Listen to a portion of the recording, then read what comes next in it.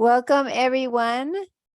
This Best Practice Briefs is a partnership initiative of the South Dakota Foundation for Medical Care and the Great Plains Quality Innovation Network. My name's Stacy Fredenberg, and I have the pleasure of working for SDFMC, and I also support the work of the Great Plains Quality Care Coalition. Before we begin, I'm just going to go over a few housekeeping items. First of all, today's session is being recorded and it'll be posted at sdfmc.org on the Best Practice Briefs page. And I'll provide the link for that later on in our session, so it'll be handy for you.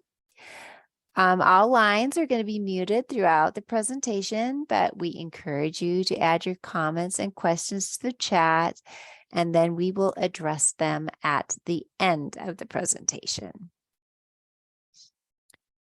So while most individuals work to avoid the emergency department, others consider it a source of primary health care. When emergency services are overused, the cost of healthcare increases across the board. Throughout this series, our Care Connection series, we've been exploring strategies for encouraging the proper use of emergency departments and the different healthcare professionals who help support that effort. Today's speaker is Michaela Johnson, and she's going to be focusing on project recovery being at the forefront of MAT services. Medication-assisted treatment can ease the transition from addiction to recovery. Until recently, healthcare providers were required to complete a specialized waiver to provide MAT services. Experience with in-person and telehealth MAT services, Project Recovery will highlight best practices for facilitating the road to recovery from substance use disorder. And that is a partnership that Michaela has through Coteau de Prairies. So thanks for sharing today, Michaela. Please go ahead and begin your presentation. Sounds good. Well, thank you very much. I will go ahead here and share my screen so that you guys can see my slide deck.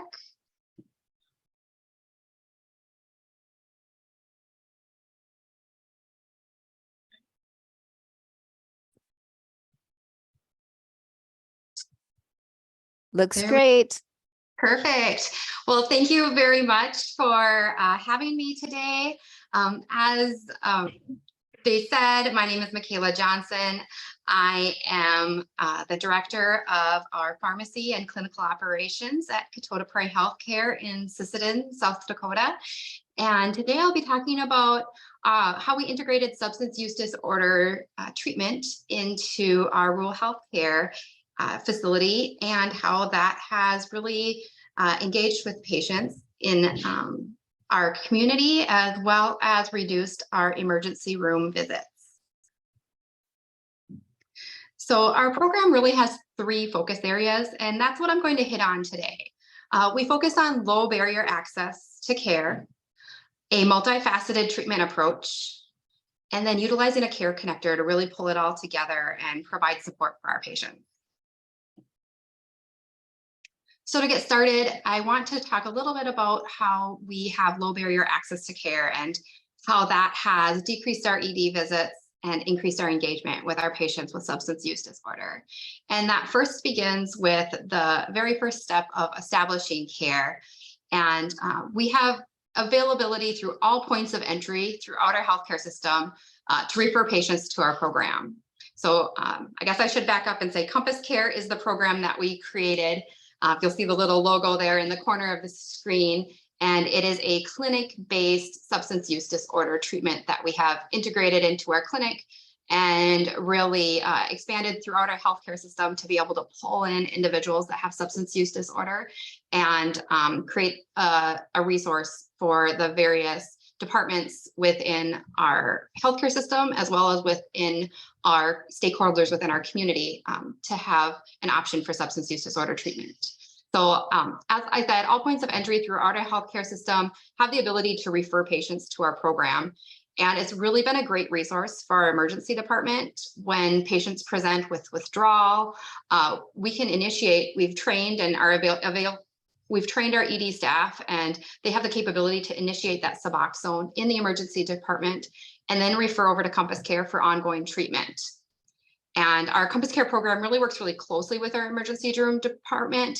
A lot of times if patients are presenting during regular clinic hours, we will just take them right out of the emergency room and right into Compass Care and get them initiated with medication-assisted treatment right away, and really reducing that time that they're having to wait and taking advantage of that window of opportunity, while also offering that support to our emergency department and keeping those frequent flyers per se that sometimes, you give them medications in the emergency department to help with their symptoms of withdrawal. And then you see them, returning to the emergency department within 24 to 48 hours, needing more medication or more of a fix as far as addressing those withdrawal symptoms. So really trying to eliminate that cycle of ED visits and revisits.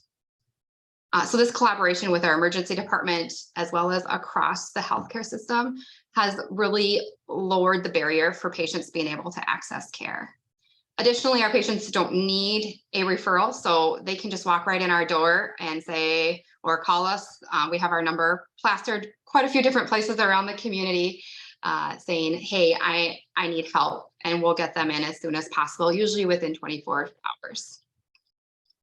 The second in creating a low barrier access is our cost to the patient. We see patients, regardless of their insurance status or their ability to pay, and really prioritize caring for the patient and addressing their needs first, payment second, third, fourth, however far down the priority list. There are some great programs within our state that we can leverage to be able to support that. As well as the state indigent medication program. So if a patient is uninsured or underinsured, we can oftentimes get those medications for little or no cost to them through our indigent medications program. And the last way that we have low barrier access care is utilizing a harm reduction approach. We really use that harm reduction philosophy for care, understanding that recovery is rarely a linear process.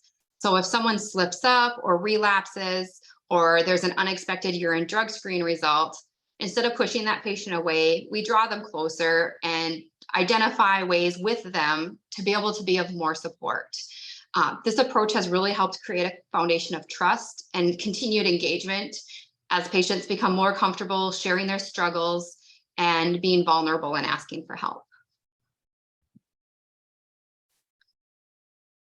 The second focus area of our program is a multifaceted treatment approach. We tailor each person's treatment to their needs and have partnered with a variety of organizations through telehealth to be able to provide a multifaceted treatment approach.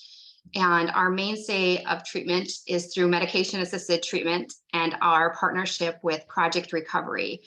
They are located across the state in Rapid City, South Dakota, and have been a wonderful resource and a wonderful partner in our program and being able to really provide these services to our patients.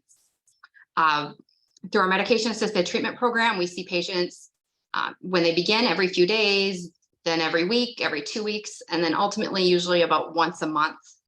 We see the patients for assessment and follow-up, and then re-prescribe their medications for them. And that's all done through telehealth with Project Recovery. Our appointment structure fluctuates based on patient preference as well as upon happening, such as their UDS result. So if they have an unexpected urine drug screen result, they might go a little bit backwards on the ladder and going from an every 4 week to an every 2 week appointment, for example. And we approach that not as a punitive approach, but as a way to provide more support to them in their recovery.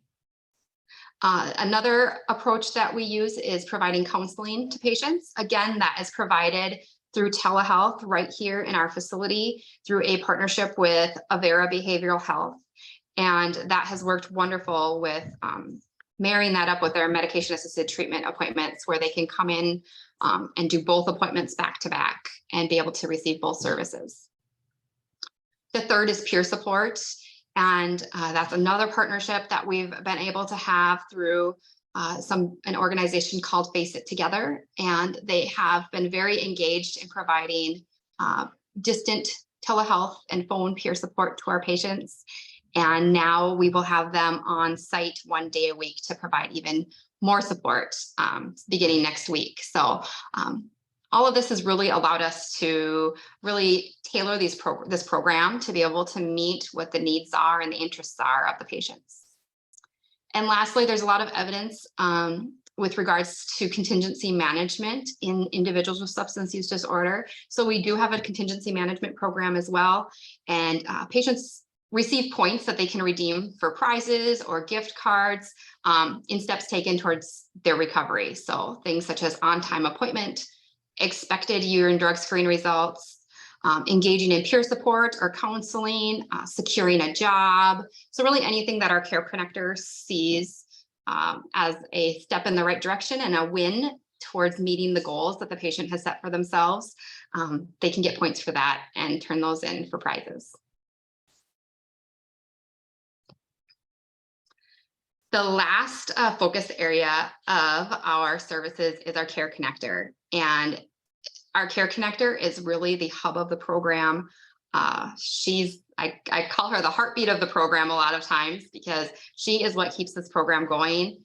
And really day to day is supporting our patients. You know, even if they're not in for an appointment, there's a lot of behind the scenes things going on where they're reaching out through calling or texting and needing support or needing help with something. So the role of the care connector, she facilitates all of their appointments. So she's the one that rooms them and gets them set up for all their telehealth appointments, whether it's with Project Recovery or with Avera Behavioral Health or with Face It Together. So she truly is the hub of the services and gets them connected, kind of a hub and spoke process, gets them connected to resources. So she works to identify their needs and then provides support to them by identifying resources and getting them connected to them. She follows up with them after their missed appointments. So we don't just say, oh, you missed an appointment, maybe they'll call back in and reschedule.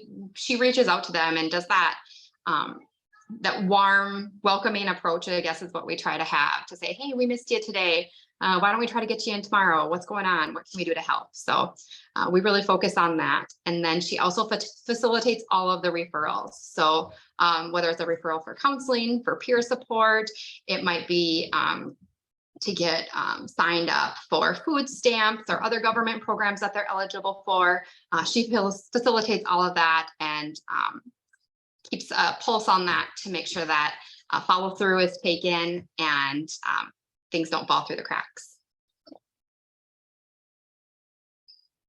So to give a little bit of background, I'll finish just up with what our patient mix is, and then I would be happy to take any questions that anybody has. So we began our program through some HRSA funding in the end of 2020. So really we've had our program up and running just over 2 years. And in 2022, we had 924 patient appointments. We have a very diverse patient population. We have patients that are in their 20s up to patients that are in their 60s. We have patients that are pregnant and we're supporting them throughout their pregnancy to set goals and be the best parent that they can be in recovery, and recognizing what a feat that is to overcome substance use disorder and wanting to take care of their kiddos. We have a father and a son who are in treatment together. We have husbands and wives, their significant others. So very diverse mix of people in our program. And primarily we're seeing individuals with opioid use disorder and then also polysubstance use disorder. So usually opioid use disorder is a pretty common denominator with all of the patients, and then plus minus other substances, most commonly THC and methamphetamine. That is just a really quick overview of our program, and I wanted to leave time to answer any questions anybody may have. Michaela, it's so impressive what you guys have accomplished in such a short period of time, really, all the partnerships that you've pulled together, and just it's exciting because we know what a major issue mental and behavioral health is, especially in those more rural areas, and substance use is a is an indicator of some of those needs as well. And so first, I just want to say I applaud you for making the effort and making it work up there in Sisseton, because it's amazing to see. So when you initially started, how did you originally identify your patient population need? Were you seeing ER utilization? Yes, I would say that we were mainly just seeing the patients that were coming through our facility and the needs that they were having, and primarily through our emergency room, in seeing that there weren't a lot of options with us being a rural healthcare facility as far as treatment for patients. Oftentimes it was trying to find placement for them in treatment, sending them out of the community, but more often than not, there wasn't a spot available for them in the treatment centers. So it was really kind of putting a Band-Aid on things, trying to get them into counseling or different things, but ultimately not having an option for really treating the underlying physiological substance use disorder. So we've really found that bringing this service has been able to really stabilize patients initially, and being able to address that physiological disease state that substance use disorder is. And then once that is able to be under control, where they are much more open to being able to engage in counseling or peer support and those types of things.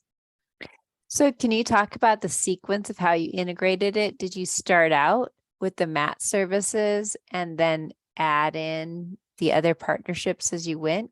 Can you kind of talk about, how that flowed together for you? Sure. So our whole program, I probably didn't mention this.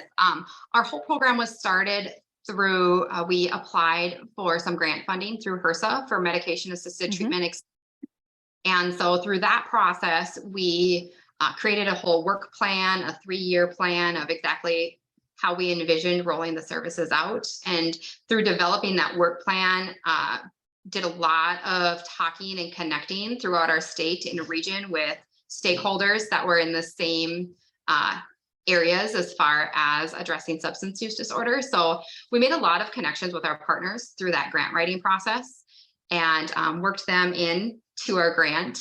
And then once we got to implementation and were happily awarded the funding, we're able to really just follow that plan, and already had some buy-in from those partners at that point. But kind of started it all at once. The behavioral health came a little bit later. That was definitely a need, but not something that we were able to secure during the early phases. But that they had some bandwidth become available with their services where we could adopt that late 2022. So yeah, it's really a small world once you get connected in with other people that are doing some of the same work, and you find that you just all start working together.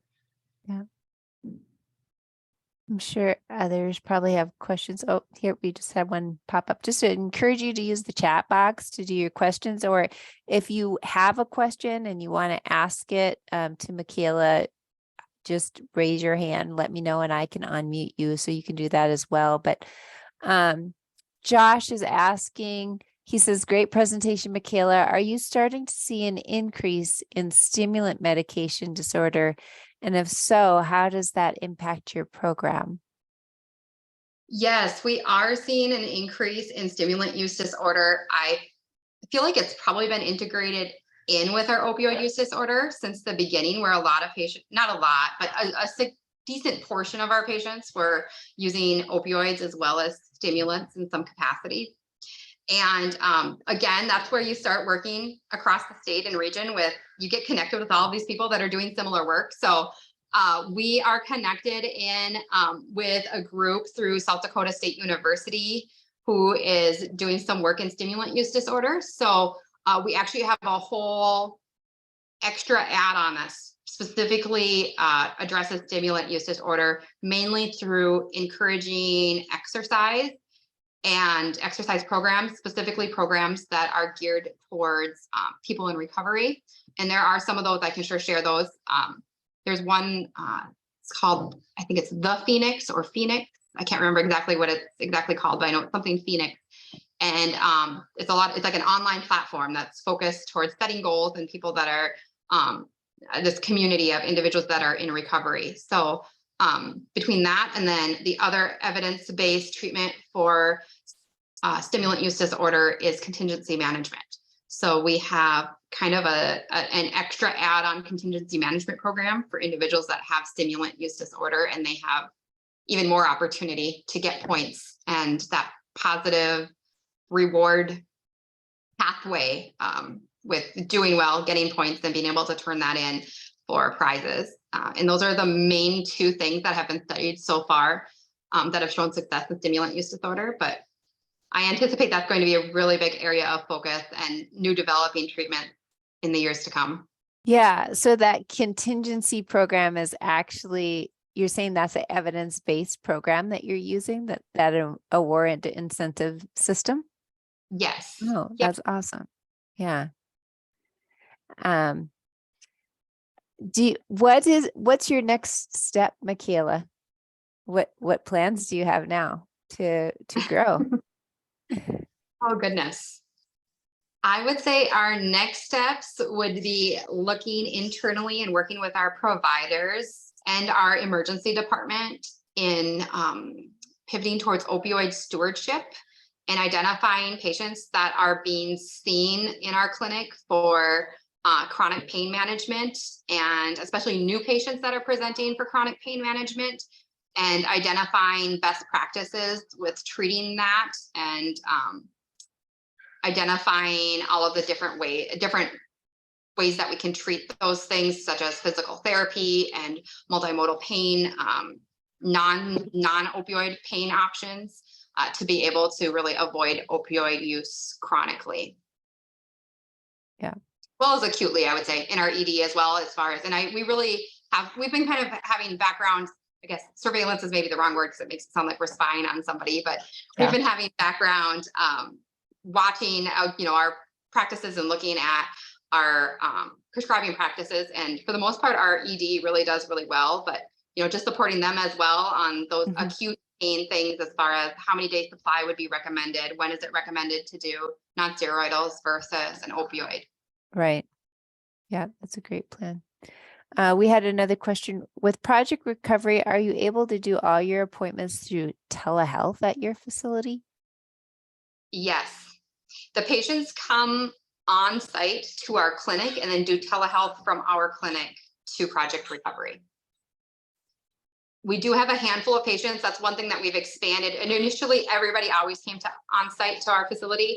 Some patients now, as they all of a sudden are holding down jobs and have a very, quote unquote, normal life that they're leading. And all of a sudden coming in every month for an appointment is hard for them to get work off and whatever else. So the patients that have really done well and gotten into that routine, they're even able to do telehealth just from their own phone or whatever it is. They come in and do their urine drug screen at the clinic at their convenience within a certain window of their appointment time, and then are able to just do their appointment on their phones.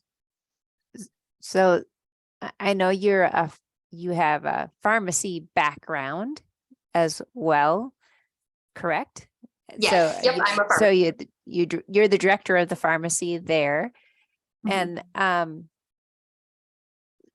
so do you do any type of screening, when you're doing opioid prescriptions? Just curious, if you've integrated some of that preventive or surveillance into your pharmacy there as well. Yes. So the pharmacy that we have is a hospital pharmacy. So we're not dispensing any medications for like people that come and fill and get a pill bottle of their medications for a month or however long it would be. So my pharmacy role is focused on the hospital emergency department, all the hospital departments and that administer medications. But yes, that is something that we do look at from a hospital standpoint. We look at, we actually submit it for, I believe it's NHS, and I submit it into our quality improvement coordinator. And then I know she submits it into some national databases, and looking at opioids prescribed upon discharge from the hospital, as well as opioids prescribed for our surgical patients. Sure. Yeah, that makes sense. Yeah. Well, we're just about at 12:30, so I'm going to give a few up. Oh, I got another question here I missed. I'm sorry. Do you work closely with the facilities that provide inpatient SUD treatment as well in the event that someone might need additional help? Yes, we do.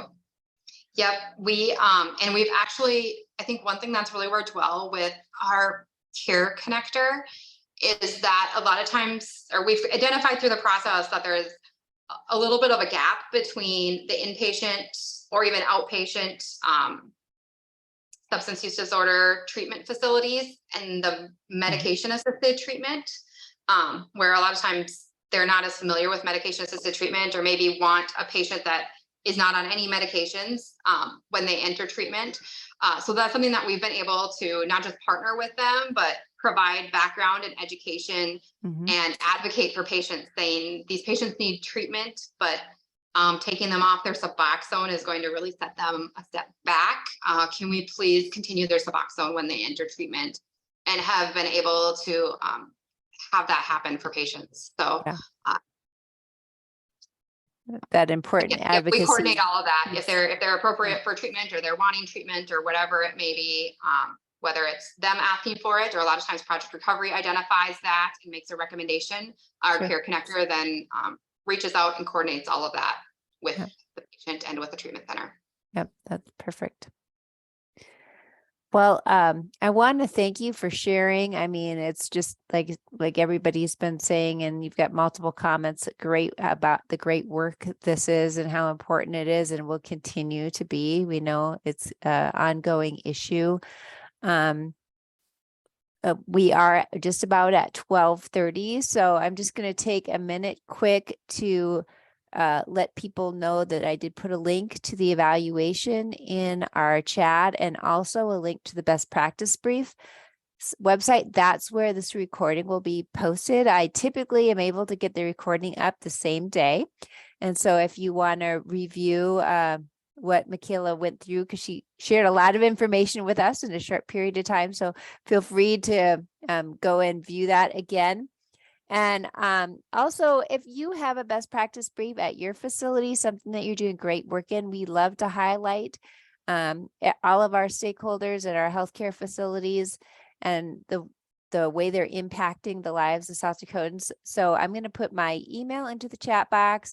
Feel free to reach out to me about coordinating a best practice brief session. We have 2 more sessions in this series. The next one next week on Tuesday, we have a community health worker sharing. Alyssa Olson from Brookings Health System is going to come and talk about the work she's been doing. And then the following week, we have Angel House Huron sharing about a transitional facility that they've established in Huron as well. So those are our remaining 2 sessions. So again, just reminding you to check out the best practice brief website. You can register for all of our sessions there. You can review recordings there. Please take a minute and complete the evaluation as well.